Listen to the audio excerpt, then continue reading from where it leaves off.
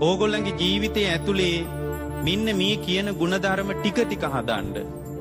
පින්වත්නි, දුක විඳින හැම වෙලාවකම හිතන්න, හැමදාමත් හිතන්න පරණ අකුසල සංස්කාරයන් ගෙවෙන බව. ඒ පරණ අකුසල සංස්කාරයක්ම දුක දකින්න. දුක ඇතුලේ තියෙන්නේ මගේම අකුසල සංස්කාරයක්. මේකට නම් අපේ මහත්ය වග කියන්න ඕනේ, දරුවෝ වග කියන්න ඕනේ, බිරිඳ වග කියන්න ඕනේ, ස්වාමියා වග කියන්න ඕනේ, හාමුදුරුවෝ වග කියන්න ඕනේ. මේ දුක කියන්නේ මගේ අකුසල සංස්කාරයක් කියලාම හිතන්න. මේ මාසේ ඔබට දෙන කමටහන මේක. ඊට පස්සේ පින්වත්නි හිතන්න, ඒ අකුසල සංස්කාරයන් ගෙවෙනකොට ඒවා විපාක දීලා අනිත්‍ය වෙලා යනවා නේද කියලා හිතන්න. විපාක දීලා අනිත්‍ය වෙලා යනවා නේද කියලා හිතන්න. ඒක දෙක. තුන්වෙනි කාරණේ තමයි මේ අකුසලයේ පෙළන්න තියෙන්නේ නම් කුසලයෙන්ම නේද කියලා හිතන්න. ඒ නිසා මේ විදියට දුකින් බැටකන මට කුසලයක් උපදවනවා විනා වෙනනම් විකල්පයක් නෑ කියලා මට තියෙන එකම විසඳුම කුසලයමයි කියලා හිතන්න. ඒක තුන්වෙනි එක. ජීවිතය ඇතුලේ සත්පුරුෂ වෙන්න හතරවෙනි එක. සත්පුරුෂයා හැම වෙලාවකම ශාලිකා නොවන කෘතවේදී කෙනෙක්. මේ දිඹුලාගල පැත්තේ හරියට මී පැණි තියනවා නේද? මේ මට මොකද මම මේ බණට ඇවිල්ලා තිනවා මේ පැත්තේ මට හරියට මී පැණි පූජා කරලා තිනවා මේ පැත්තේ. ඔය මී පැණි හැන්දක් හදන්න මී මැස්සෙක්ගේ මුළු ජීවිතේම කැප කරනවා පින්වත්නි. කවුද මී පැස්සෙක් වෙනුවෙන් සාධාරණ ඉල්ලන්නේ? කවුරුවත් සාධාරණ ඉල්ලන්නේ නැහැ. අපිට මී පැණි හැන්දක් වුණාට මී පැණි හැන්දක් ඇතුලේ තියෙන මී මැස්සෙක්ගේ සම්පූර්ණ ජීවිත කතාව. සම්පූර්ණ ජීවිත කතාව. අඩක් නෙමෙයි. ජීවිතෙන් කාලක් නෙමෙයි. ජීවිතෙන් භාගයක් නෙමෙයි. සම්පූර්ණයෙන්ම ජීවිතය සාමාන්‍යයෙන් මී මැස්සෙක් මී පැණි හැන්දක් හදාගන්න මල් 1000ක විතර රොන් එකතු කරනවා පින්වත්නි. මී මැස්සෙක්ගේ ශරීරයේ ආමාශ දෙකක් තියෙනවා. එකක් මී පැණි එකතු කරන එක.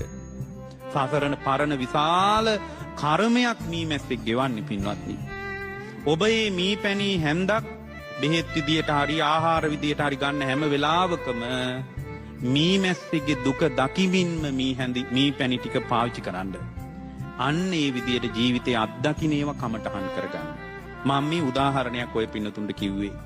ඔය විදියට ඕගොල්ලෝ පරිහරණය කරන දේවල් ඇතුලේ ඒකට අදාළ සන්දර්භය ධර්මයෙන් කියවන්න. ධර්මයෙන් කියවනකොට තේරේවි ලෝකේ අසාධාරණ බව. එතකොට අසාධාරණ ලෝකයක ඕගොල්ලන්ට නඩු කියන්න හිතෙන්නේ නැහැ. අසාධාරණ ලෝකයක අයිතිවාසිකම් වෙනුවෙන් පෙනී ඉන්න හිතෙන්නේ නැහැ. එක දෙයක් හිතෙනවා. මොකද්ද? ලෝකෙන් නික්මිය යුතු බව.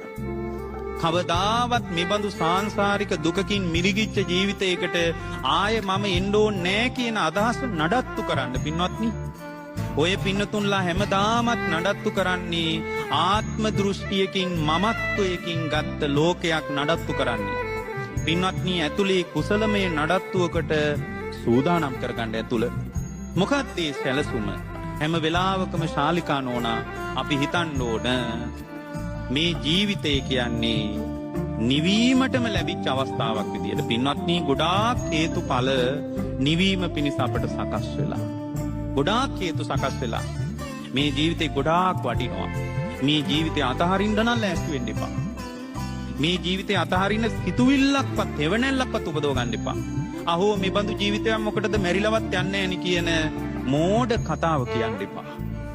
ඒක දුර්වල කතාවක්. මේ දිඹුලාගල අරණ්‍ය සේනාසනයට ආපු ගොඩාක් මව්වරුන්ට එහෙම ජීවිතේ පාවෙච්ච අවස්ථා ගොඩාක් ඇති.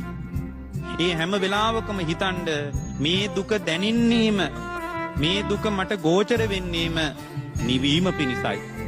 භාග්‍යවතුන් වහන්සේ වදාළේ දුක දකින ශ්‍රාවකයා තමයි දුකින් සදාතනිකව නිවිලා යන්නේ කියලා. ඒ නිසා පින්වත්නි මේ නිවෙන්න ලැබිච්ච මේ අවස්ථාව හොඳට ප්‍රයෝජනෙට ගන්න. ඒ වගේම මේ බුද්ධෝත්පාදය ගැන මනසිකාරය කරන්න. ගෞතම බුදුරජාණන් වහන්සේගේ සද්ධර්මයේ ලැබිලා නිකලෙස් මුනිවරු ඇසුරු කරපු භූමියක Tamanගේ ජීවිතේ විවෘත වෙච්ච එක ගැන සතුටු වෙන්න. මේ බඳු දුෂ්කර කාලයක වුණත් manussත්වයේ ඇතුලේ බුදුරජාණන් වහන්සේගේ ශ්‍රාවකත්වයේ ඇතුලේ ඉපදෙච්ච හම්බෙච්ච එක ගැන කෘතවේදී වෙන්න. ඒ බඳු කෘතවේදී ශ්‍රාවකයෙකුට ශාලිකානෝන සදාතනිකව නිවිලා යන්න පුළුවන්.